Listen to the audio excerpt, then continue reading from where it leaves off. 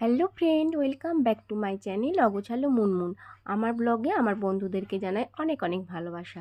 তো আজকে আমি তোমাদের সাথে কি রেসিপি ভিডিও শেয়ার করব সেটাই তোমাদেরকে দেখাবো। তো দেখতেই পাচ্ছ এখানে আমি এক প্যাকেট মাশরুম নিয়ে নিয়েছি। তো আজকে আমি মাশরুম মশলা দিয়ে কিভাবে ভাজবো সেটাই তোমাদের সাথে শেয়ার করব। মাশরুম অনেকভাবে বানিয়ে খাওয়া যায়, কিন্তু এইভাবে একবার বানিয়ে খেলে গরম ভাতের সাথে জাস্ট জমে যাবে। তো দেখতেই পেয়েছো মাশরুমটা আমি ভালো করে কেটে ধুয়ে নিয়েছি। ধুয়ে এখানে আমি কড়ার মধ্যে জল গরম করতে দিয়েছিলাম। সেই জল গরমের মধ্যে কিন্তু মাশরুমটা সেদ্ধ করতে দিয়ে দিলাম। তো দেখো মাশরুমটা আমি কিছুক্ষণ কিন্তু সেদ্ধ করে নেব। তো পরিমাণ মতন আমি নুন দিয়ে দিলাম।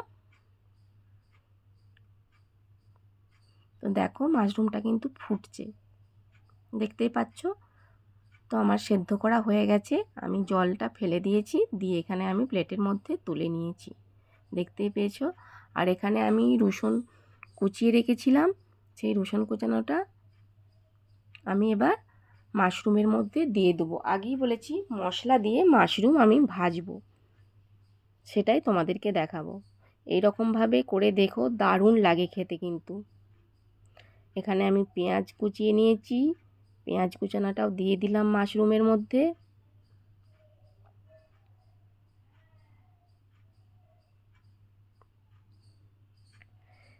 আর এখানে আমি আদা রসুনের পেস্টও কিছুটা করে রেখেছিলাম, ঠিক আছে, সেটাও দিয়ে দিলাম। আর অল্প পরিমাণে আমি জিরে গুঁড়ো দিয়ে দিলাম, আর হলুদ দিয়ে দিচ্ছি পরিমাণ মতো, আর দিয়ে দিচ্ছি কাশ্মীরি লঙ্কার গুঁড়ো, আর পরিমাণ মতো নুন দিয়ে দিচ্ছি। দিয়ে ভালো করে কিন্তু এটা আমি মেখে নেব।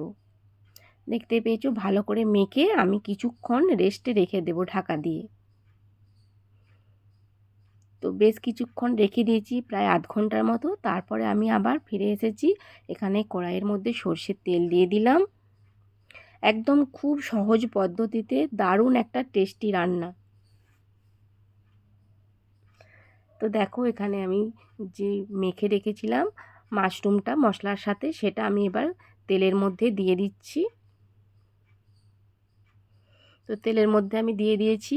এবার কিন্তু ভালো করে আমি গ্যাসটা একটু কমিয়ে ভালোভাবে ভাজতে থাকবো।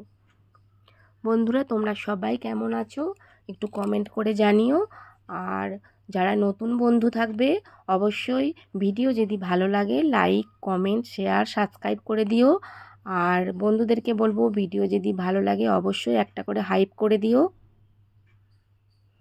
তো দেখো ভালো করে কিন্তু আমি ভেজে নিচ্ছি। এটা কিন্তু গরম ভাতের সঙ্গে সত্যি বলছি দারুণ লাগে। আর পারলে তোমরা কাঁচা লঙ্কা দিও, কাঁচা লঙ্কা দিলে কিন্তু আরও সুন্দর টেস্টটা বেড়ে যায়।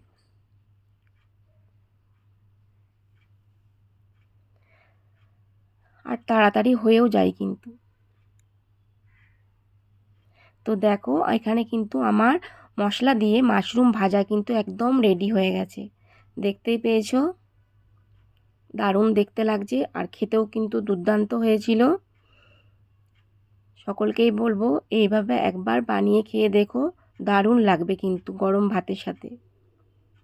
তো আমার ভিডিও কেমন লাগলো অবশ্যই কমেন্ট করে জানিও। আর আমার সকল বন্ধুদেরকে আমার ভিডিও দেখার জন্য অনেক অনেক ভালোবাসা।